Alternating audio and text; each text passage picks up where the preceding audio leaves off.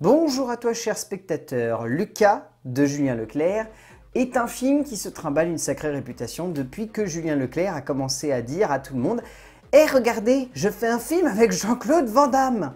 Et malgré le fait que son dernier long métrage m'a laissé beaucoup sceptique, mais que la critique a adoré, ce que j'ai toujours énormément de mal à comprendre, ça donnait envie de voir ce que Julien Leclerc, quand même un des auteurs de cinéma d'action français les plus intéressants qu'il y a eu depuis un petit moment, allait faire avec cette montagne de muscles en perte de vitesse qu'est JCVD, et un scénariste qui est plutôt bien en vogue en ce moment.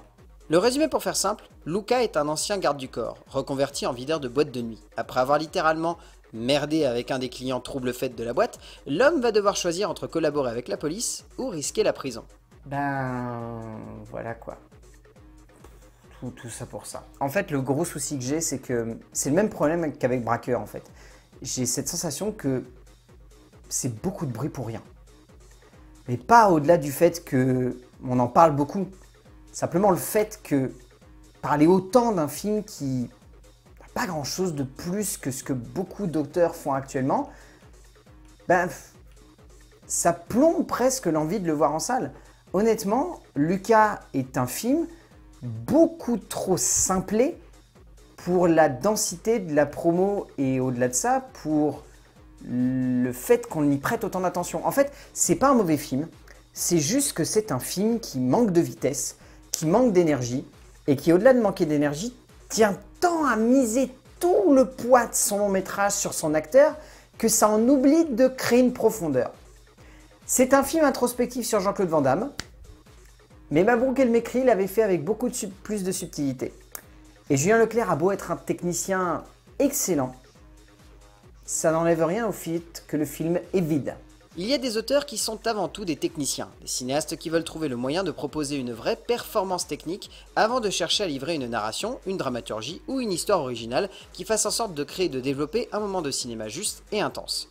Julien Leclerc est un homme de cette trempe, pour le meilleur comme pour le pire. Et si son dernier métrage était une œuvre maladroite et vraiment proche du mauvais, il faut bien avouer que son nouveau film est d'une tristesse un peu déprimante, sans être une mauvaise œuvre, soit simplement la synthèse parfaite d'un cinéaste ayant peu d'ambition, mais beaucoup de passion. En termes d'écriture, c'est donc Jérémy Guèze avec un petit peu d'aide de Julien Leclerc qui nous offre cette histoire. Jérémy Guèze qui est un scénariste qui est très en vogue d'ailleurs et dont Julien Leclerc a produit le premier long métrage en tant que metteur en scène qui va bientôt sortir. Mais force est de constater que j'ai beau trouver le travail de Jérémy Guèze intéressant, j'ai l'impression qu'il y a un scénario sur deux où c'est pas très bon. Et malheureusement, Luca est le scénario où c'est pas très bon. En fait, ce qui me gêne, c'est qu'il y a beaucoup de choses qui sont mises en place au cœur d'un film qui est beaucoup trop court pour ce qu'il a à nous raconter. C'est un film de 1h20, bien torché, bien tassé, où il y a à la fois une histoire de rédemption, une histoire de meurtre en suspens, une enquête policière, une histoire d'arnaque, un personnage qui va se fondre et qui va s'immerger pour devenir une taupe, et en même temps une histoire de double jeu avec plein de personnages. Il y a 7 petites histoires en fait dans un film de 1h20 où littéralement on se perd en fait.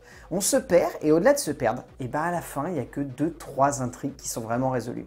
Il y a beaucoup trop de choses qui sont laissées en suspens, notamment une histoire qui sert quand même d'introduction et qui n'est jamais résolue à la fin. Il y a très peu de métaphores, ça c'est le truc qui m'a choqué parce que un film qui parle d'un mec qui visiblement a dû fuir l'Afrique du Sud pour quelque chose dont on ignore les raisons et le pourquoi du comment, qui vit seul avec sa fille et qui en plus cache son identité dans l'école où elle est, qui en plus à côté est videur, mais va des fois être capable quasiment de refuser de battre un mec parce que pour lui la violence c'est derrière lui, t'as de quoi faire un paquet de métaphores et en fait j'ai la sensation que Guèze, il met les métaphores et d'un seul coup elles disparaissent. C'est-à-dire qu'en gros pour vous donner un ordre d'idée, ce qui met en place le film, c'est le personnage de Lucas qui va refuser de cogner un mec et le mec en fait étant tellement bourré, il va tomber et il va se faire mal. C'est ce qui va amener en fait la suite qui va devoir rechercher un nouveau boulot. Et pour moi à ce moment-là, je me suis dit génial, c'est un personnage, c'est une montagne de muscles, mais il veut pas se battre, ça va être trop cool. Et ensuite il cogne. Guèze livre une dramaturgie d'une pauvreté assez dingue, car si on doit bien avouer que le personnage central est assez fascinant, derrière, il n'y a rien de plus à nous raconter. Il n'y a rien de fort, rien de profond, rien d'intense, simplement une aventure de cinéma qui manque d'ampleur et de finesse. On aurait pu en attendre un peu plus d'une telle œuvre, mais si peu, On doit bien avouer que cela laisse extrêmement perplexe de voir un auteur se contenter de rien, et du coup, le tout reste vraiment d'une grande tristesse, et on aurait aimé voir avant tout un joli travail autour du passé de ce héros, et non simplement une aventure qui reste en sous-texte, et jamais en avant de la dramaturgie. En termes de mise en scène, c'est plus quelque chose à prouver que Julien Leclerc est un technicien hors pair. C'est un mec qui sait se servir d'une caméra et qui, au-delà de savoir se servir d'une caméra, sait comment faire en sorte que celle-ci ait un impact sur le spectateur. Là, encore une fois, c'est évident qu'il sait comment faire ça. Il y a un très beau plan séquence dans une maison où il doit aller chercher quelqu'un. C'est magnifique la manière avec laquelle il construit ça, c'est d'une intensité folle et ça ne perd jamais de son intensité tout du long. Mais derrière, j'ai un gros souci avec le fait qu'ils veuillent absolument faire des films courts, et au-delà de faire des films courts, qu'ils veulent faire des films synthétiques. Des films qui sont tellement synthétiques, non seulement dans leur manière d'être mis en scène, mais dans leur manière également d'être rythmés, que du coup, nous, en tant que spectateurs, on reste devant ça, on se dit « Cette scène-là, elle est trop bien !» Mais pourquoi à côté, il se passe rien? Et c'est la réflexion que je me suis faite durant une bonne partie du film, où j'ai vraiment eu cette impression que le film tournait en rond, que le film n'avait pas grand-chose à nous raconter de plus que ça, et que du coup, Leclerc, il tentait de mettre une mise en scène qui a un certain impact. Il y a d'ailleurs un gimmick de mise en scène qui revient très régulièrement dans le film, où il se met dans le dos de Lucas, et où il le suit. Et c'est tout. Et c'est vachement fort ces scènes-là, parce que ça nous montre vraiment une montagne de muscles qui a les épaules qui prennent quasiment toute la largeur de l'écran. Et ça a quelque chose de très imposant, de très fort. Et il y a d'autres idées de mise en scène qui sont vachement intéressantes. Cette idée de perdre du son au début, qui ensuite va se déclencher au moment où il va baisser la zipette de son sweatshirt, c'est hyper bien, mais derrière, je vois rien de plus en fait. Je vois rien de plus qu'un excellent technicien qui démontre tout son talent au service du néant. Leclerc n'avait plus vraiment grand chose à prouver, et ici il se contente un peu de démontrer une nouvelle fois qu'il est un excellent technicien, qui sait pertinemment comment mettre en scène son sujet, et comment faire en sorte que lorsqu'un personnage prenne de l'ampleur, il prenne également de la candeur au fil d'un récit. Cela reste bon, voire même vraiment très bon, mais honnêtement, on a cette impression qu'il ne s'agit que d'un bel écrin pour un vide assez impressionnant. Et du coup, le travail du cinéaste laisse perplexe et n'aide pas le spectateur à se prendre de passion pour une aventure qui reste trop en retrait par rapport à un métrage qui avait de quoi être un joli divertissement puissant et brutal.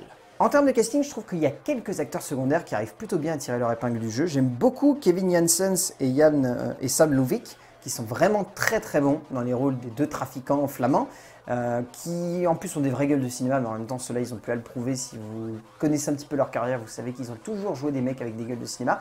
Carrie, c'est pas trop mal, après il a 2-3 répliques, mais bon, je pense qu'il y a moyen qu'il s'en sorte plutôt bien en tant qu'acteur, quand il sortira de prison. Sami Bouajila est bien, mais bof. Je trouve qu'il aurait pu être mieux, tout comme Sveva Alviti, qui était excellente dans le rôle de Dalida, mais qui ici est très secondaire. Et après, il y a Jean-Claude Van Damme, dont tout le monde n'arrête pas de crier que c'est le retour, le vrai retour de Jean-Claude Van Damme. Il y en avait déjà eu un il y a quelques années, non? Le grand JCVD n'avait plus vraiment grand chose à prouver depuis l'excellent film de El Mekri. Mais ici, il prouve une nouvelle fois qu'il a une vraie présence charismatique à l'écran et que cela suffit pour créer une œuvre où l'on est pris par le biais de l'acteur. Au bout du compte, Lucas est un film qui manque de profondeur, qui manque de subtilité, qui manque de finesse, qui manque de construction. Après, c'est un excellent film de technicien, honnêtement. Et là-dessus, je rejoins Lille qui m'a convaincu. Julien Leclerc est un excellent technicien, il sait se servir d'une caméra, il sait comment lui donner de l'impact et lui donner de la force, mais ça ne suffit pas à construire un film lorsqu'il n'a pas de profondeur et lorsqu'un réalisateur se retrouve perdu face à ça. Et c'est ce qui un petit peu arrive avec Luca de Julien Leclerc, qui pour moi est la parfaite démonstration du film, qui n'a rien à nous raconter, mais qui reste assez divertissant pour tenir à peu près la route. Donc je ne sais pas quoi vous dire. Essayez, vous verrez bien si ça va arriver à vous convaincre, mais moi je trouve ce film extrêmement moyen et à peine juste en fait. A plus.